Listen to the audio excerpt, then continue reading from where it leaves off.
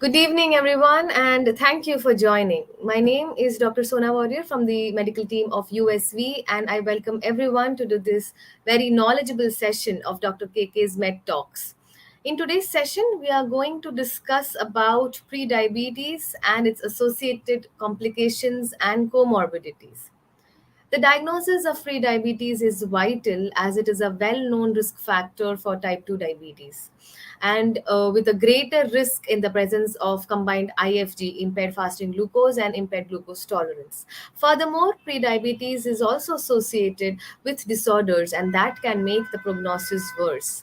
This session discusses about those scenarios when prediabetes can actually be a concern with associated comorbidities, and also what could be the possible treatment or management of prediabetes in these high risk individuals.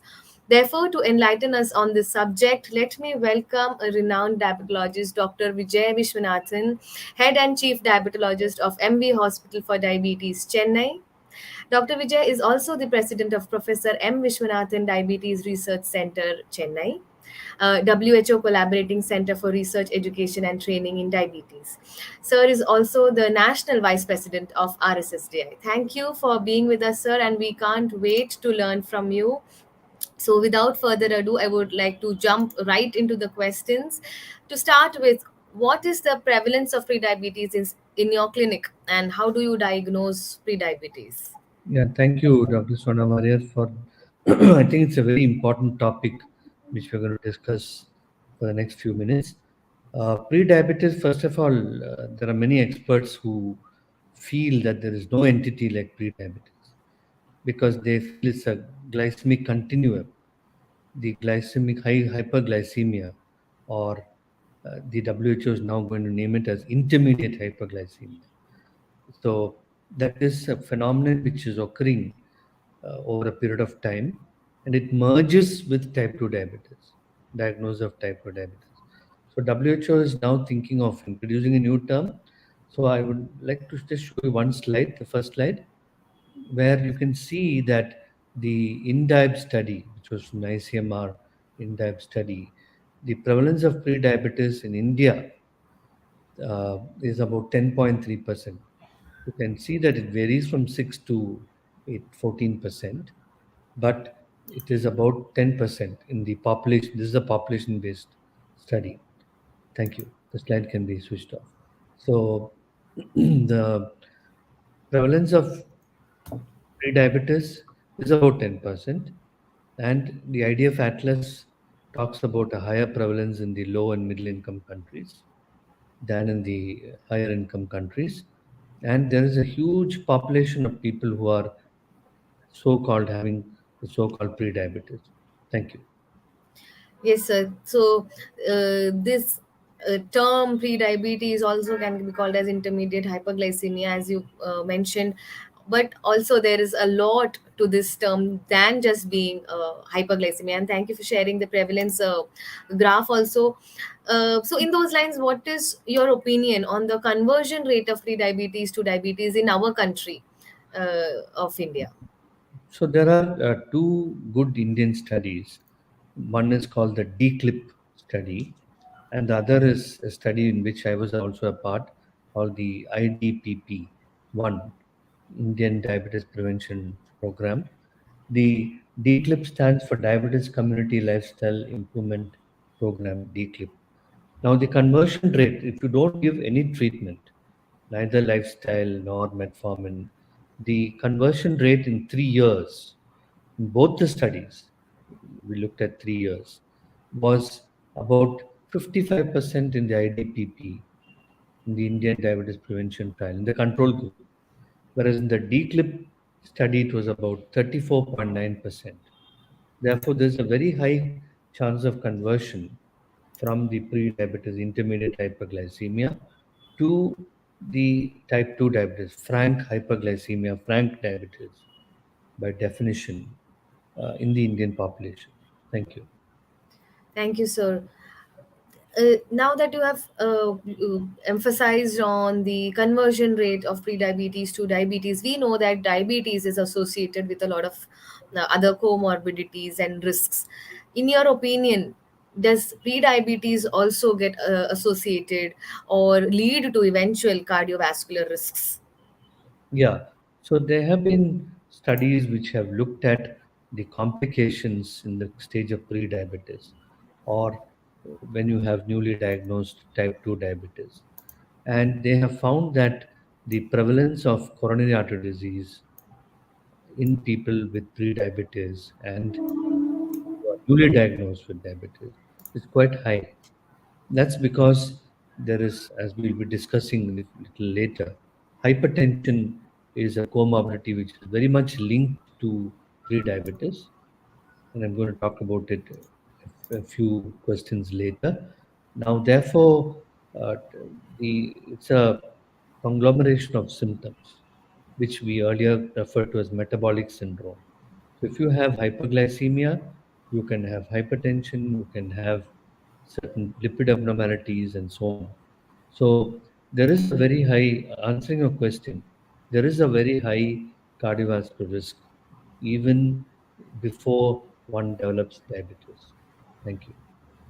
Yes, sir. I think it is really important for our physicians and even people with pre-diabetes to know that there is cardiovascular risks or other comorbidities associated with pre-diabetes, and then that's how it leads to high risk.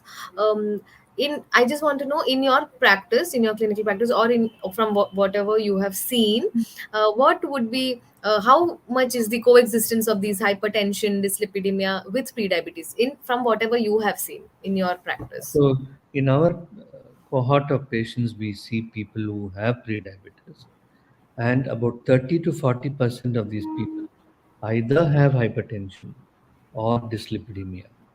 So 30 to 40%. So it's a quite a high number of Yes. people who have pre-diabetes, who also have some other comorbidity, some other risk factor like dyslipidemia or hypertension. Thank Yes. Yes, sir. Yes, that is quite a big number. 30 to 40% is quite a big number. Now we have spoken about, we just spoke about the macrovascular complications of cardiovascular risks, hypertension. It is also said that the clock for microvascular complications starts ticking for pre-diabetes itself. From the pre-diabetes stage, only the microvascular complications are. So, it starts. What does it mean by that? Yeah, so I will just show you one slide for that. Can you just show the slide? So the microvascular complications, yeah. So you, as I told you before, it is a glycemic continuum we have. You see the onset of diabetes shown, a diagnosis, onset, but you can see pre-diabetes in the light gray color occurs Yes. at least 10 years prior to the development of type 2 diabetes, the so-called type 2 diabetes. But you can see that the abnormalities, biochemical abnormalities, start even during pre-diabetes. You can see that the insulin resistance is going up, the insulin secretory defect also starts. So all the biochemical abnormalities actually start during pre-diabetes. So that's why in a country like India with a very high prevalence of type 2 diabetes, it is very important to identify the early stages even before you diagnose somebody with type 2 diabetes, and try to do what is called primary prevention. So, going into the same slide, you can see that the microvascular complications occur, and macrovascular, you can see in the orange color, occur even during the stage of prediabetes. Yes. So there was a very good follow-up study uh, from the Daching, which is a Chinese study, which was one of the earlier study. There was a paper from Beijing in Journal of Diabetes in 2018. It was a 23 years follow-up of Daching, and they found that those who had hypertension developed pre-diabetes. Those who had hypertension developed pre-diabetes. Now, retinopathy occurs in about 14% of people who have newly diagnosed type 2, which means retinopathy had been occurring quite, quite, it has been occurring throughout the pre-diabetes stage. In the Journal of Neurology, which is the official journal of the neurologists, I had shown that about 19.4%, 7%, 19.7% of people with impaired glucose tolerance have neuropathy. We did the nerve conduction studies, sural nerve conduction studies, and Yes, it yes. showed that 19.7% of the pre-diabetics have neuropathy at pre-diabetes stage. So microvascular complications do exist because it's a glycemic continuum. There is a degree of hyperglycemia which is occurring. All the biochemical abnormalities are happening. So you can expect microvascular complications to occur even during the stage of pre-diabetes. Thank you. Thank you, sir. Thank you for very clearly talking about the pathophysiological defects in prediabetes and how it leads to these biochemical changes that leads to these that lead to these microvascular and changes or complications, and very very important figure that you also mentioned about the study, the presence of comorbidities or risks associated with prediabetes even at the impaired glucose tolerance or in IFG state. So yes, thank you for that. Now with that, we have spoken about the presence and the concern. How can we identify these high risk prediabetes with a greater cardiometabolic risks? How do you find out these set of population? You have this risk codes from the ADA. We have our own Indian risk codes, two of them. So what you do is you identify people who have a high risk of developing diabetes. So these are people who are sedentary, who are aged above 40, who have had a past history of gestational diabetes, who have a waist circumference more than 90 centimeters in men or more than 80 centimeters in women. You take such people and subject them to either a hemoglobin A1C or an oral glucose tolerance test. Now, in our experience in the last 30, 40 years, is that an oral glucose tolerance test identifies more pre-diabetics than HbA1c, because we see many people with a HbA1c of 5.6, which is normal, considered normal. But when you do an oral glucose tolerance test, the 1-hour value is 190. The 2-hour values could be normal or it could be 140 or 150. But HbA1c is normal. So in our population, to identify pre-diabetes, we can use the HbA1c, but an oral glucose tolerance might be better. Now, whenever you do an oral glucose tolerance test in an HbA1c in such people, please check up the blood pressure. Please check up the lipid profile, because you will find the HDL is low, triglyceride is high, even the LDL might be abnormal or non-HDL might be high in such individuals. So this is how you identify not only pre-diabetes but also the associated cardiovascular risk factors. Because if you identify only the pre-diabetes and don't bother about the cardiovascular risk factors, you can still miss the bus. Thank you. Thank you, sir. And thank you for sharing this very important piece of information there, because nowadays people with diabetes, people, checking their blood sugar levels all only rely upon HbA1c, and they, I mean, not saying that it is an incorrect marker, but at least for the pre-diabetes stage, it is important to check the oral glucose test and check the ppg values to check there if there is any pathological defects that could lead to higher beta cell dysfunction, if any. So yes, thank you for sharing that with us. So we all know that the mainstay of pre-diabetes management is always lifestyle modifications. That is in case if the person is free of other comorbidities or risks. But I want to know from you, in your opinion, what is the idea behind using pharmacological therapy as an adjunctive to lifestyle intervention in these subset of pre-diabetes individuals with multiple risk factors, associated comorbidities, already present cardiometabolic risks. So what is your opinion on that, using pharmacological therapy as an adjunct to lifestyle? So, as I said, by the time you have type 2 diabetes, the onset, the insulin resistance secretory defect has already occurred.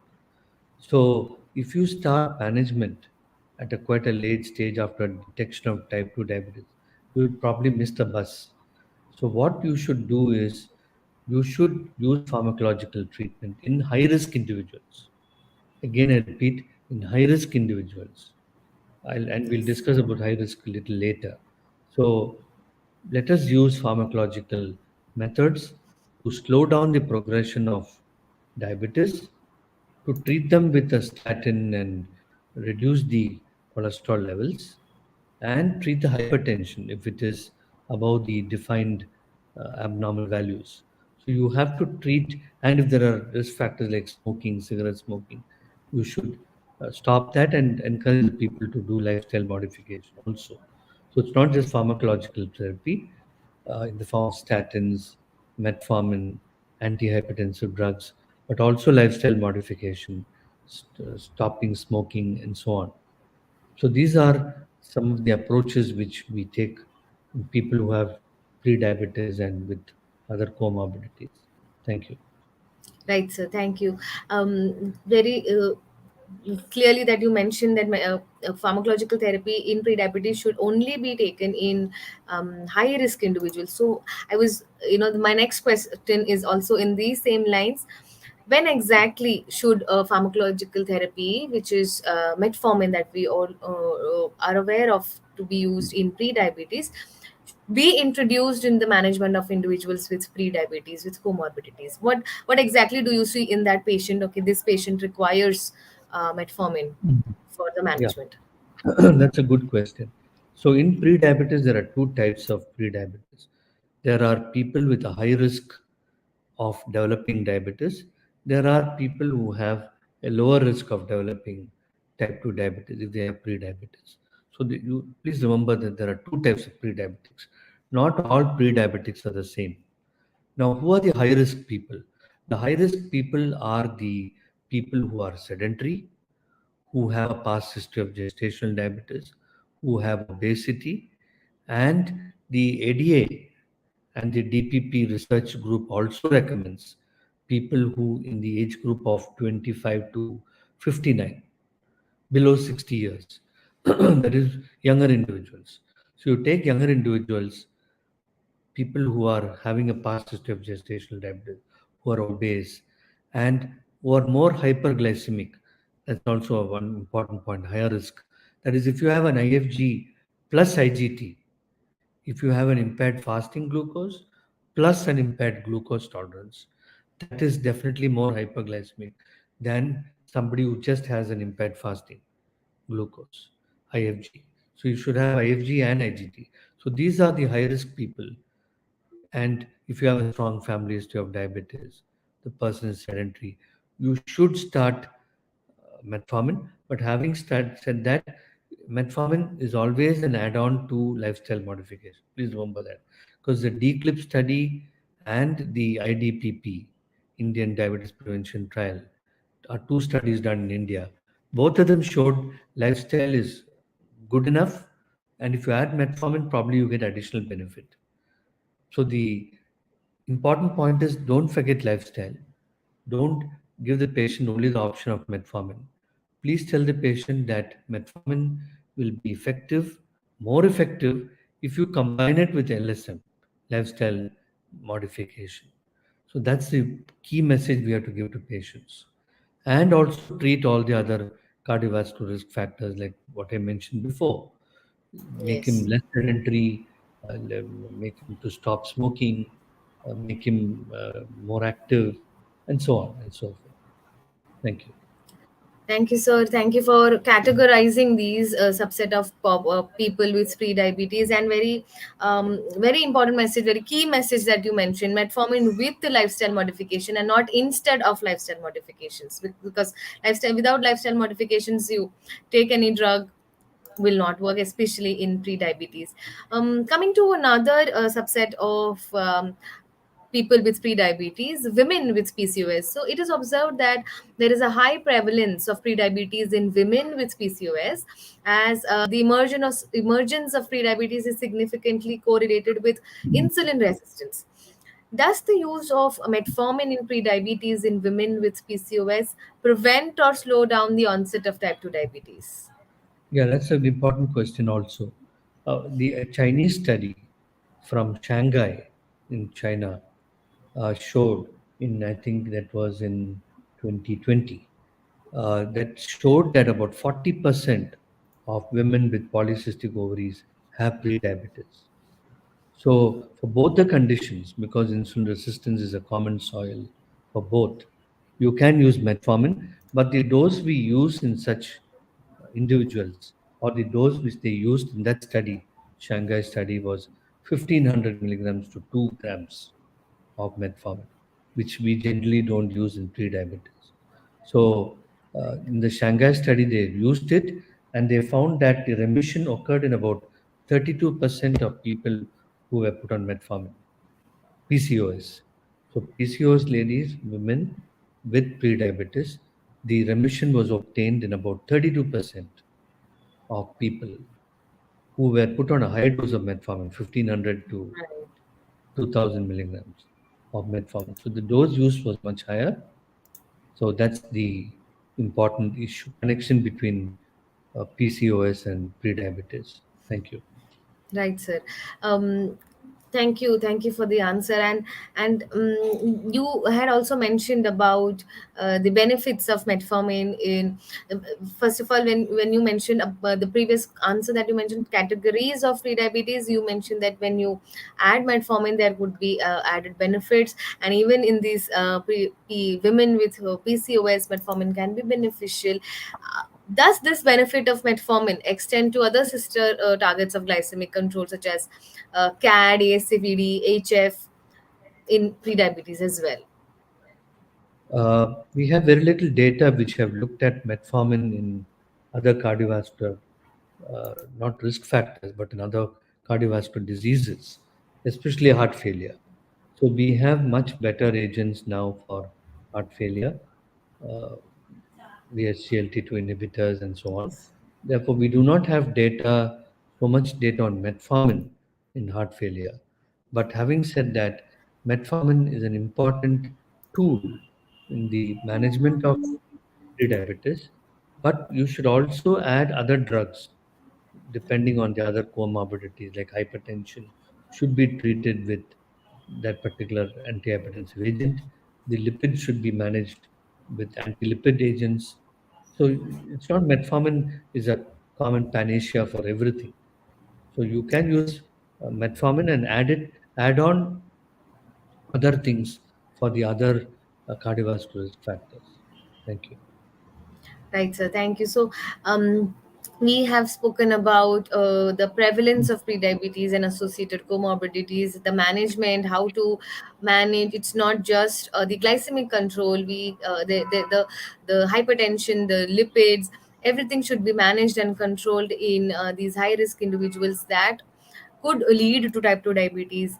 So in Indian clinical scenarios, sir, from in your opinion, what is the dose of metformin that you generally start with in these high risk pre-diabetes individuals? The dose. That's a good question.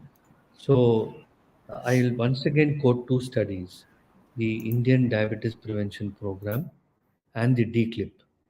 So in the Indian Diabetes Prevention Program, it was started with 500 milligrams BID, but many people complained of hypoglycemia and side effects when used the in that dose.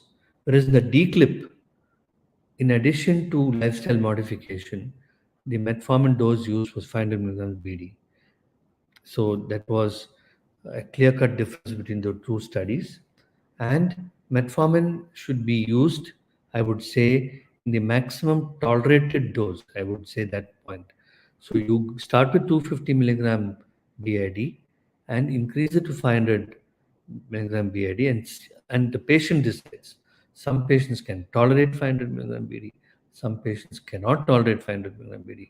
So if you can't tolerate, you have no right to continue with 500 milligrams. If they have gastritis, for instance, you cannot continue. So you have to stop the drug. So the dose is 250 milligram BD to start with. You increase it to 500 milligram in pre-diabetes. Thank you. Thank you, sir. Thank you for for establishing this fact that lifestyle is always the first, but along with lifestyle, especially to in high risk individuals to control the glycemia, along with your blood pressure control and the cholesterol control. Metformin can be an important adjunct. But however, it is seen that still there is some inertia at the levels of physicians and individuals with prediabetes, of course, because it is people are always apprehensive to start with any pharmacological therapy, because India, as we know, is still not a pill popping nation, that you say. So what are your suggestions to overcome inertia at these levels of physicians and individuals with prediabetes? um, because I think it is now high time that prediabetes is taken seriously. Yeah, I think if you don't treat pre-diabetes seriously, you are only going to increase the number of people with diabetes in the country. We are already second to China, and we might overtake China. We might be the country with the highest number of people with diabetes. So, if you want to prevent that situation where you have number of people with diabetes in the country, India, the only way is to do what is called primary prevention. So that would mean detect them early, treat them early with lifestyle modification, with metformin. And Indians also have a very high coronary risk compared to the Westerners, Europeans. So I think you need to also treat all the cardiovascular risk factors very early, aggressively, and it can be by lifestyle modification. The drugs depends on the physician, but we need to definitely detect pre-diabetes very early, the cardiovascular risk factors very early, and treat them so that they don't progress to diabetes. Because there have been number of studies like William Herman studies which have shown that by using metformin, you can prevent the progression to type 2 diabetes. So there have been data in the world literature, in the Indian literature, that by using metformin, you can actually prevent the progression from pre-diabetes to diabetes.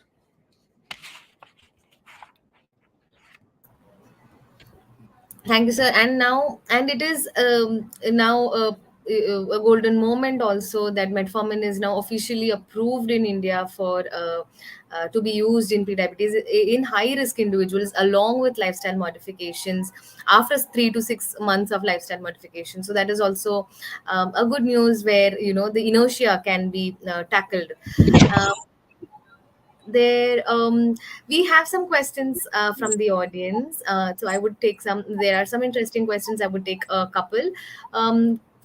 There's a question that says, is pre-diabetes can pre-diabetes be reversed? Yeah.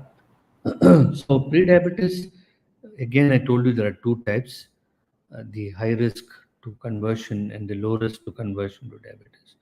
If you're just talking about an A1C of 5.9 or 5.8 and only a fasting glucose value which is raised, or an IGT without an IFG, then it's reversible. But once you have a full-fledged pre-diabetes with a HbA1c of 6.2 and with a fasting IFG and IGT, then it becomes more difficult. You have to really do lifestyle modification. You will have to take pharmacotherapy, and then only you can reverse. But your question, can it be reversed? Yes, it can be reversed. Right, sir. There's one more question that says, so why not go for something like a low calorie diet, less than 600 kilocalories, instead of starting treatment? Yeah. So lifestyle modification contains this also.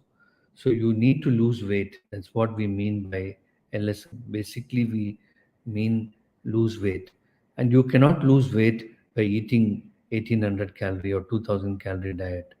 So it should be a energy deficient diet, and you should spend more calories than the calories which goes in.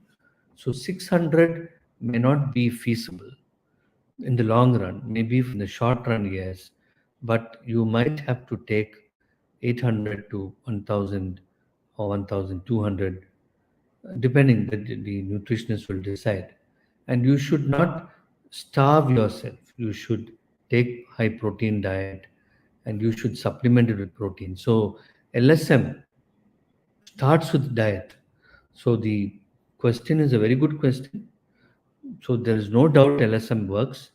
Physical activity is the second factor. Pharmacotherapy comes only third. And we have already discussed that. So LSM first, pharmacotherapy second. We are not saying the other way. Thank you. Yes, yes. Thank you for that clarification. For our audience, there's one more question.